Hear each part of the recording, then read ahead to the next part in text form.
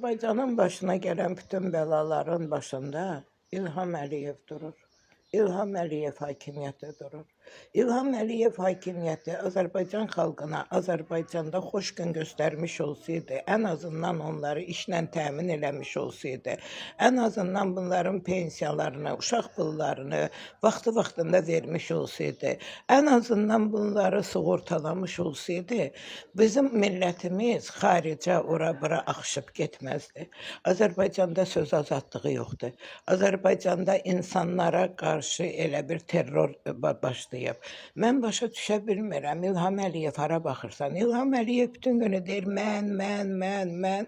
2003-cü ildə Azərbaycanı güya çiçəkləndirib. Belə çıxır ki, səndən qabaq aton işləməyib, 10 il sənin aton olub da orada.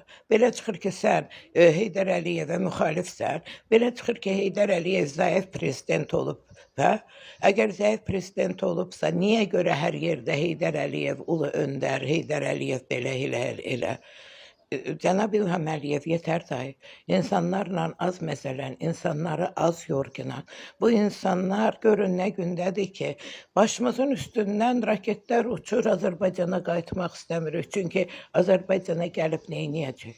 Azərbaycanda bir nəfərin 40 dənə vəzifəsi var, amma 40 nəfərin bir vəzifəsi yoxdur. Bu nə olan şeydir?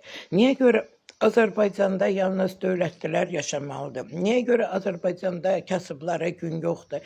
Niyə görə Azərbaycan balaları əziyyət çəkməlidir? Utanmırsan, cənab prezident? Mən sənin yerində utanıram. Azərbaycanlıların görün necə hörmət qoymusan ki, Azərbaycanlılar xaricdə öldürülür, zülümlərə məruz qalır. Çünki onlar bir parça çörək üçün gedirlər ora, bir parça çörək istəyirlər ki, balalarına, ailələrinə gətirsin. Sən neynirsən? O vaxt samolotu partlatdılar, samolota elə yalandan dedin ki, üzr istəyin. Heç biri nə üzr istədi, nə də kompensasiya ödədi. Nə artistikdir bunların hamısı, nə qədər artistik ola bilər ki? Yetər axı. Danışanda onu bunu bəyənmirsən. Allaha and olsun, sən özün və öz ailəndən, öz ətrafından başqa heç kimə sən insanlıq eləmirsən, cənab prezident.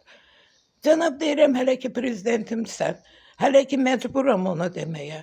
Amma ki, sənin yanındakı yaltaqlar var, haçan ki, sənin atın gəldi birinci dəfə parlament iclasına, təsəvvürə gətirin ki, bəlkə cavanların yadında deyil, çünki bütün videoları da siliblər, təpi ilə qarşıladılar. Həmin o təpik vuran şəxslər indi yaltaqlanır, az qalır, ayaqlarından öpsün. Sabahları sən gedəndə səni də təpi ilə qarşılayacaqlar, səni də belə eləyəcək. Bəsdir də, yetər də.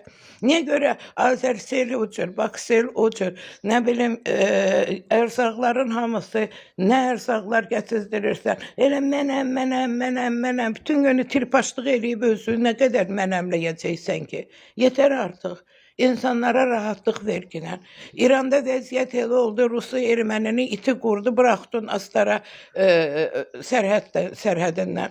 Amma Rusiyada vəziyyət elə olanda bir nəfər Azərbaycanı sən Azərbaycana buraxmadın, qaçmaq istədilər, qaça bilmədilər. Sən bu xalqın düşmənisən, nə istəyirsən bizim millətdən? Əl çək də. Ay yığdığı yığmısan, qardaş, çıx get də. Biz də vətənimizi istəyirik, biz də gəlmək istəyirik, biz də istəyirik vətənimizdə olaq. Orada burada niyə biz pul qazanmalıyıq? Niyə görə biz ora-bura səpələnməliyik? Allah'uz olsun. Ona görə də 3 balının 3'ü insanların qarğışına elə bir bütün günü qarğış eləyirlər o 3 balığa. Çünki 3'ündə bir balanın ağlı yoxdur. 3'ü bir-birindən ağılsızdır. Bax ona görədir. Ona görə Allah sizə o boyda dərd verib. Tüpürüm mən o milyonlara ki, mənim balam hel olacaq. Sənin balalarına baxanda mənim sənə yazığım gəlir. Yetər artıq. Onlar üçün bizi xərcləməklə, onlar üçün bizi pis günə qoymaqla. Ayıbdır sənə.